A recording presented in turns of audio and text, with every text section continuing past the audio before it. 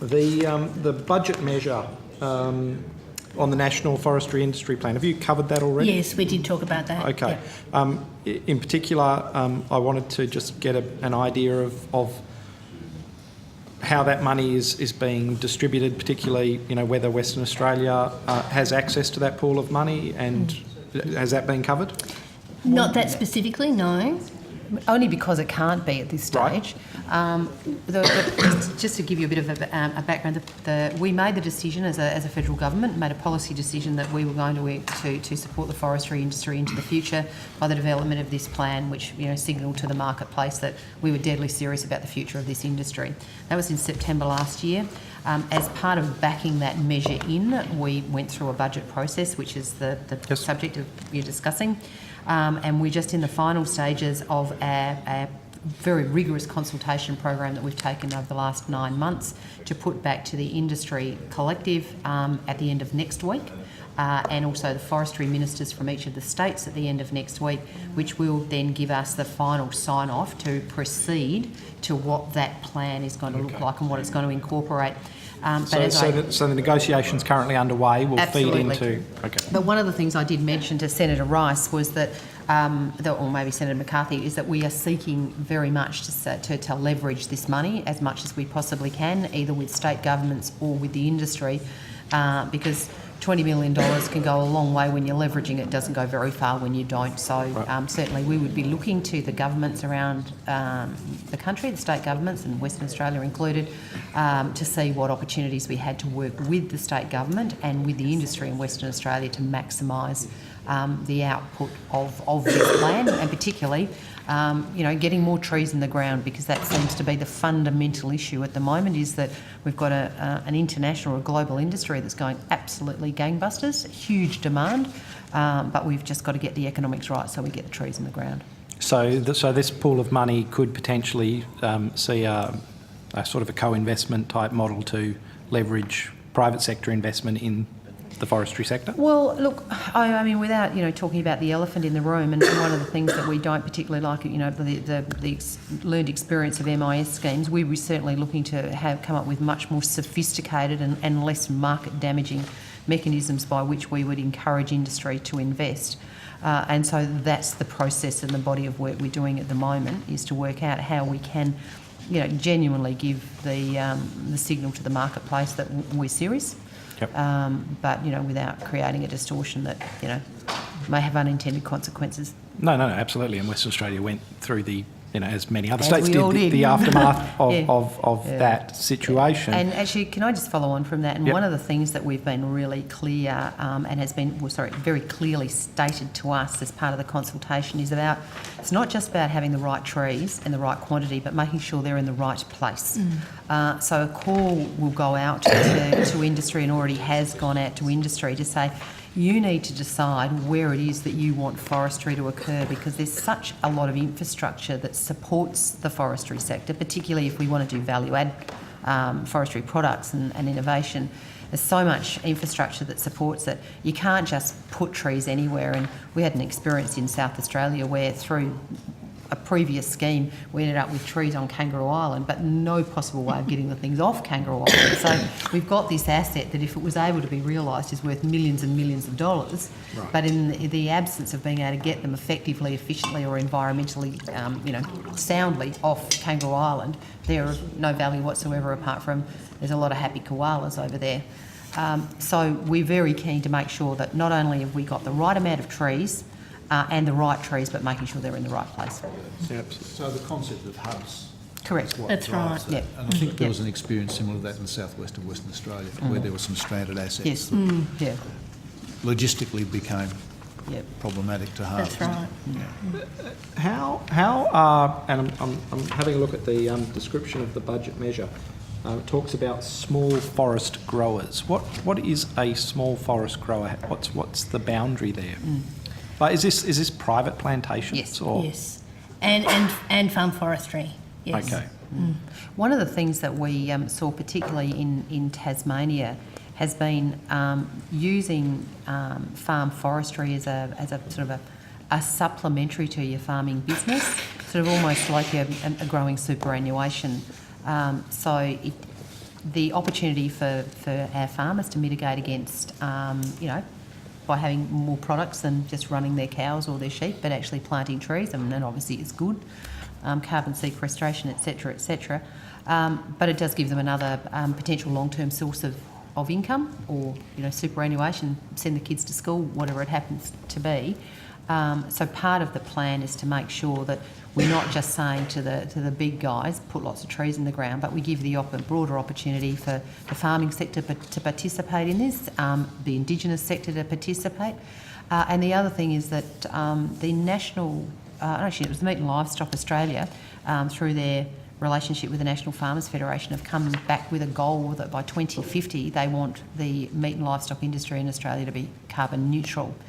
And whilst they're going through a lot of genetic work with the animals themselves, one of the ways that they can make their industry carbon neutral is obviously to embrace forestry as part of the suite of tools that the agricultural sector can use, so that they've got, that they can meet their targets. So there's a whole heap of things that are playing into not just going into big plantations, but actually seeing the farming sector to embrace forestry as part of their business plan.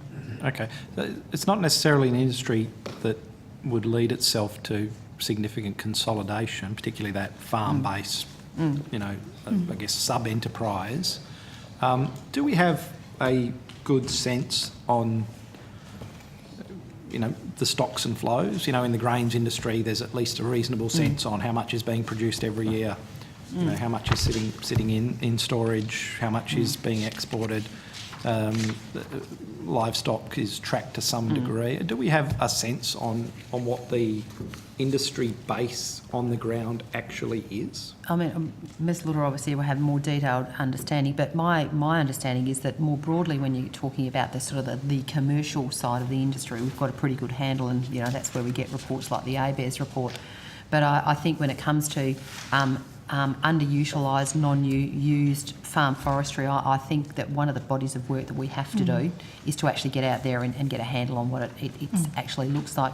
Anecdotally, it's been suggested by industry that it could be anything up to a quarter of the new trees that we need could be found through this source. So it's a pretty significant, and we're talking, 100,000 hectares of potential forestry could be found through this means. So quite a big bit, but we do need to do some work to get a better handle on it. Okay. Ms Lauder, did you have anything Completely to agree with the Minister. That's a very wise thing to do. The commercial plantations, we have a good handle on that, and ABARES reports regularly on that. With native forestry that the states and state agencies undertake, again, we know that very well. But as far as forest resources that are on either farmland or other private land, we don't know that very well at this stage. So some of the one of the things that we're looking at through the plan and through this funding is trying to get a better handle on that.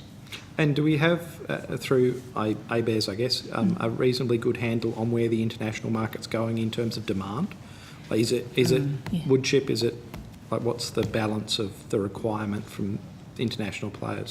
They do track that, and so they do report on that regularly. And in fact, the report that was released this morning does talk about sort of our export markets and what products are that they're looking for and are increasing, and which countries they are. As I said before, I'll have to ask ABARES to attend our session in future. But that would be in the report that would have just been handed out to you. Yep. Yeah. Okay, so we do have a pretty good handle on... Absolutely, yes. And so we're trying to match the production capacity of Australia with future demand trends internationally. So the companies themselves are trying to do that, yes. Okay, but sorry, so is the government, through this investment, taking an interest in that? Absolutely. I assume that's where we're driving towards. Absolutely, and a lot of this has come on the back of a massive increase in demand for timber in just about every area of timber use. Structural timber there is a serious shortage of structural timber out there at the moment, and as you would obviously realise, the lag times that are involved in starting, planting to production are significant, and so we are trying to get ahead of the curve as best we can by this plan, but it still is going to mean, I think, the world is going to be short of timber, and so the industry will remain fairly healthy for quite some time. And so is that being reflected in the demand for pulp, or is it timber? I think it's both, actually. Yeah. Okay. So pulp is needed for a range of products, and timber, as the Minister talked about, is needed for construction and furniture and a whole range of other things too. So there's increasing demand in both areas.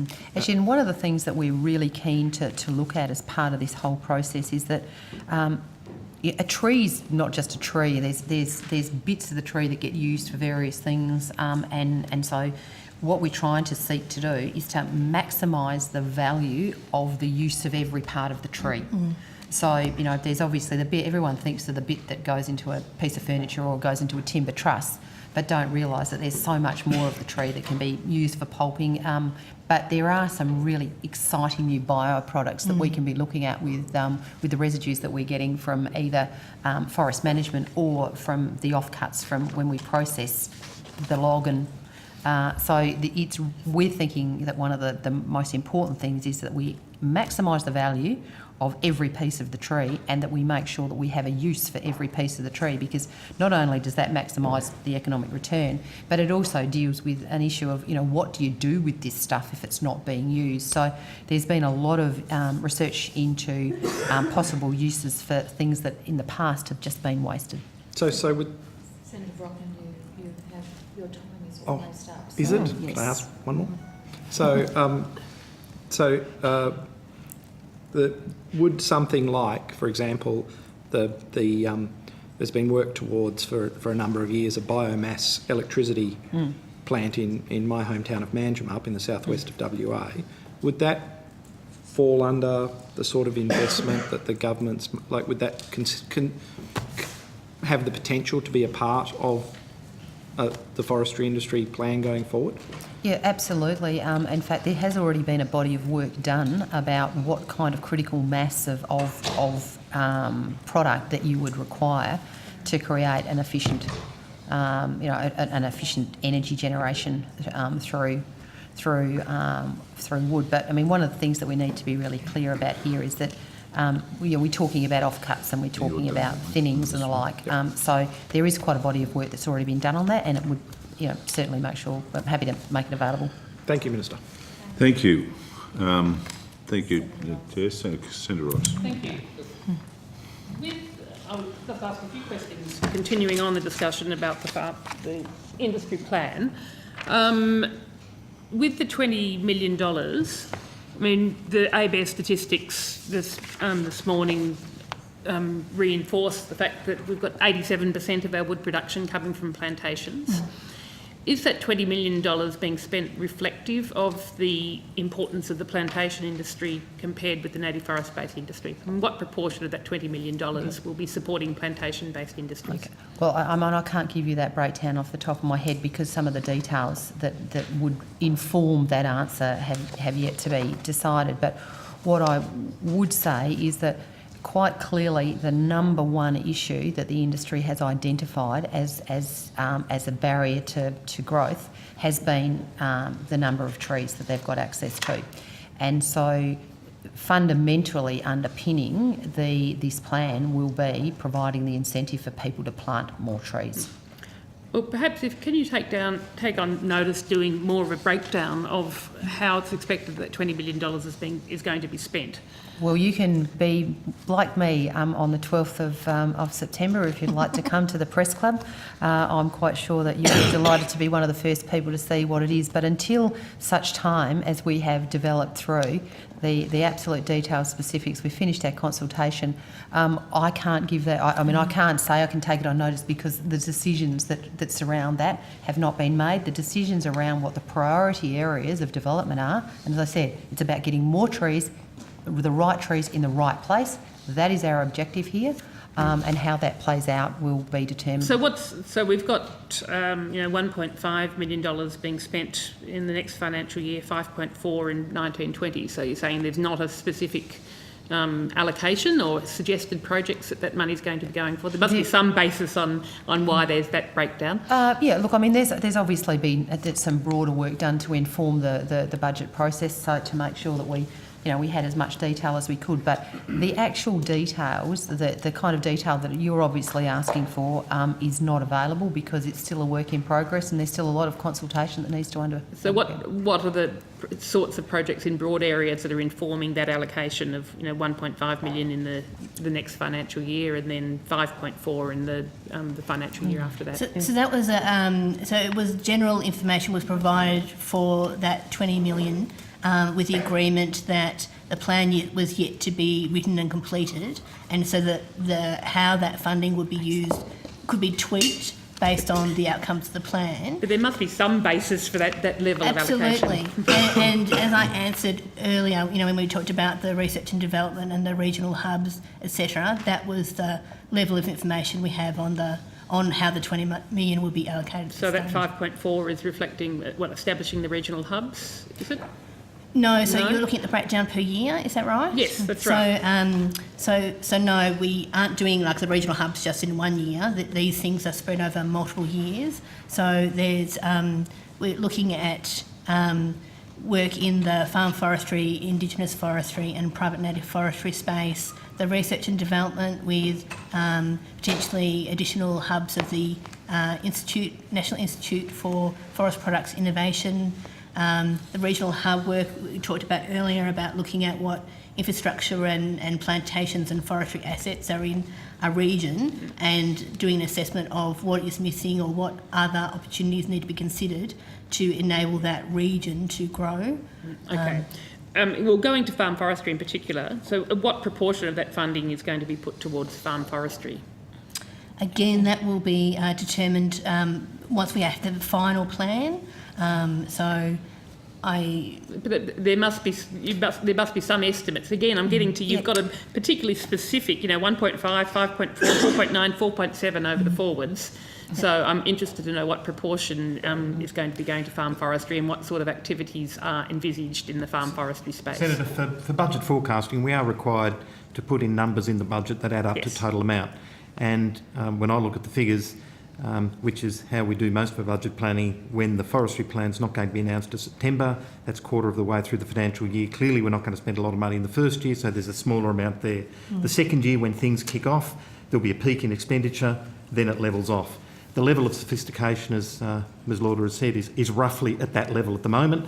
Spend a little bit, spend more, spend a lot more. How that's split up will depend on the consultation between now and September. And so while the numbers look precise because they have to add up to the total amount of money, the work underneath it will take place, and there might even need to be some tweaking of that as the budget rules allow. Well, what sort of projects are envisaged in the farm forestry sector? Where is the money going to be spent? Some of the things we've been thinking about, as with the earlier questions, we don't know where all the existing farm forestry assets are. So looking at inventory or stock take of that might be part of it. We have feedback from a number of farmers that they have actually established farm forestry plots on their land, but they don't know what to do next. Like, how do they get it harvested? How do they get it into the market? So we're also thinking about what kind of information and guidance they need, and whether there's a need for actual facilitation and advice, which is what I was talking about when we talked about funding through the states to help provide some of that. So they're the sorts of things we're thinking about at this stage, but it will be locked in once we actually have the final plan. Okay, thank you.